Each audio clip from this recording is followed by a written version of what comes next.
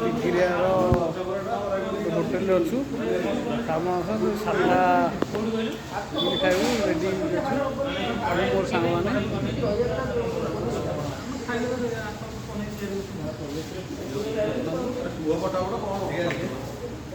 ଭୁକିଲେ ଆସୁନି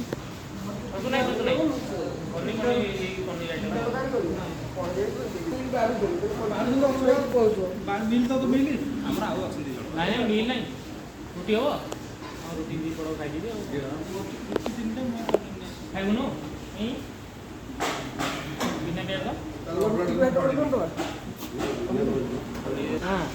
ଏଇଟା ସଦାବେଳେ ଖାଇବ କାକୁଡ଼ିଟା ଖାଇବ ପାମ୍ପଡ଼ ସାଲାଡ଼ କାକୁଡ଼ି ପାମ୍ପଡ଼ ବହୁତ ଏଇ ନନୁ ସେଠି ଖାଇଲି ସେଠି ଏକୁଟିଆ ପାମ୍ପଡ଼ ମିଳୁଛି ପୁରା ଗୋଟାଏ ଚାଲେ ଛାଣିକି ଆଣି କରୁଥିଲି କଣ୍ଟ୍ରୋଲ ଚାଉଳ ଗୁଡ଼ାକ ପନିର ଭାତ ଡାଲି ଆଉ କ'ଣ ସାଲାଡ଼ ମିକ୍ସ ତରକାରୀ ଚିପ୍ସ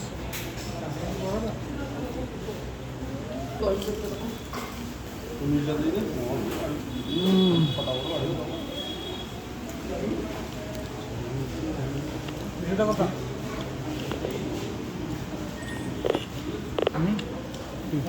ମାମୁడు ବାଙ୍ଗା ସେପଟୁ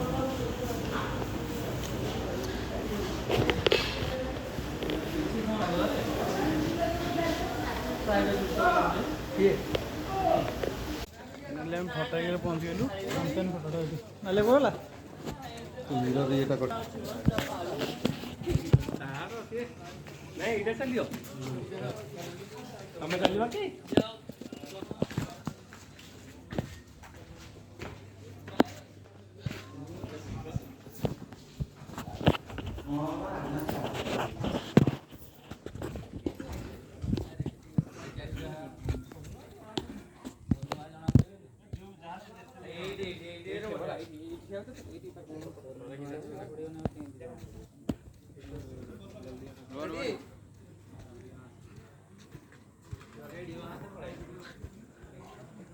ହେଉଛି ମା ଭଟ୍ଟାରିକା ପୀଠ ନଦୀ କୂଳରେ ବହୁତ ବଢ଼ିଆ ସୁନ୍ଦର ଜାଗା ଭୁବନେଶ୍ୱରରୁ 100 କିଲୋମିଟର ଡିଷ୍ଟାନ୍ସରେ।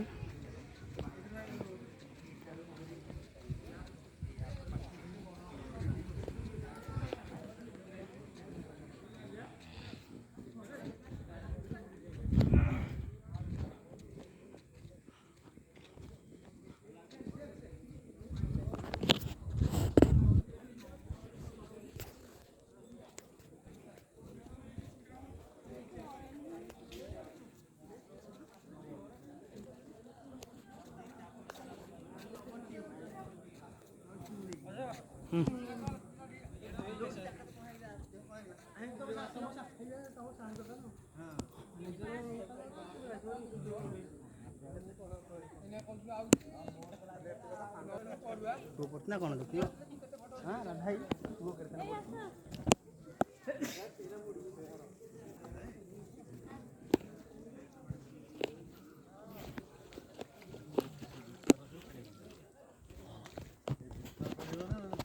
ସେ ଏରିଆ ପାଣି କେଉଁ ରେଟ୍ରେ କରୁଛନ୍ତି ଆମେ ଯେଉଁଠୁ ଆଇଲେ ଆମ ଓଡ଼ିଶା ଗଙ୍ଗା ଇଏ ଏଇ ଜାଗା ସେଇଠି କହିଲ ଜାଗା ଏଇଟା ସ୍ଥାନ ନାଁ ହେଉଛି ଭଟ୍ଟାରିକା ଶକ୍ତିପୀଠ। ଏଇଟା କେଉଁ ଜାଗାଟା ଏଇଟା ମହାନଦୀ କୂଳ ଆଉ ଆମର ବାଙ୍କି ଭୁବନେଶ୍ୱର କେତେ ଡିଷ୍ଟାନ୍ସ ଏଇଟା ଭୁବନେଶ୍ୱରରୁ 85 କିଲୋମିଟର ଡିଷ୍ଟାନ୍ସ 85 85 ବଡ଼ମ୍ବାଠୁ କେତେ କିଲୋମିଟର ରହିବ ବଡ଼ମାଠୁ 15 କିଲୋମିଟର ମ୍ୟାକ୍ସିମମ୍ 15 କିଲୋମିଟର 15 କିଲୋମିଟର 15 ନାହିଁ 6 କିଲୋମିଟର ବହୁତ ବଢ଼ିଆ ପ୍ଲେସ୍ ଏମିତିଆ ସୁନ୍ଦର ଜାଗା ଏଠି ବର୍ଷା ଦିନେ ଆସିବ ପୁରା ବର୍ଷା ଦିନେ ଆସିଲା ବେଳକୁ ମନ୍ଦିର ପୁରା ବୁଡ଼ି ଯାଇଥିବ ନଈ ବଡ଼ି ଟାଇମ୍ ନା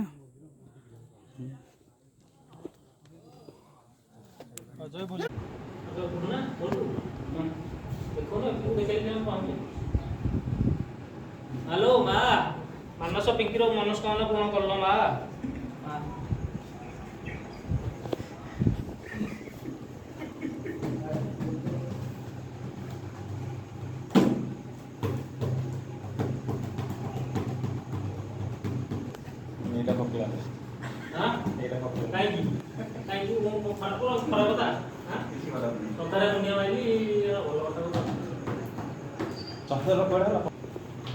ଆପଣ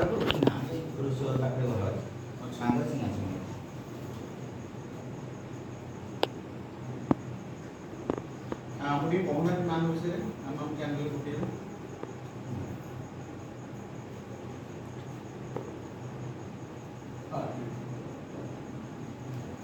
କେବେଠୁ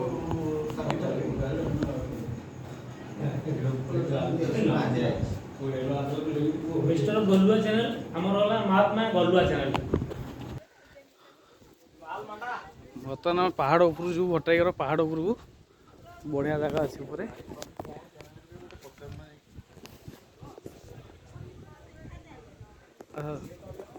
ଦେଖିବା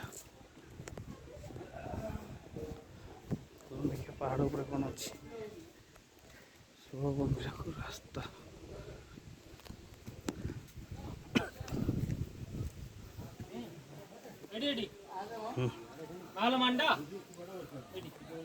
ଉପରେ କ'ଣ ଅଛି?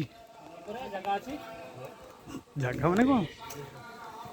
ଏ ଉପରେ ମାଆଙ୍କ ଷୋଳ ଗମ୍ଭୀରକୁ ରାସ୍ତା। ହଁ ପାଣି ଯେତେବେଳେ ଆମର ଏଇ ମନ୍ଦିର ସମାନ ବୁଡ଼ି ଯାଇଥାଏ, ମାଆଙ୍କୁ ଆମର ଉପରେ ପୂଜା କରାଯାଏ। ଉପରେ ମହାତ୍ମା ଗଲୁଆର ଚ୍ୟାନେଲର ରିପୋର୍ଟର ମାନସ ବାବୁ କିଛି କହୁଛନ୍ତି। ଉପରେ ଆମର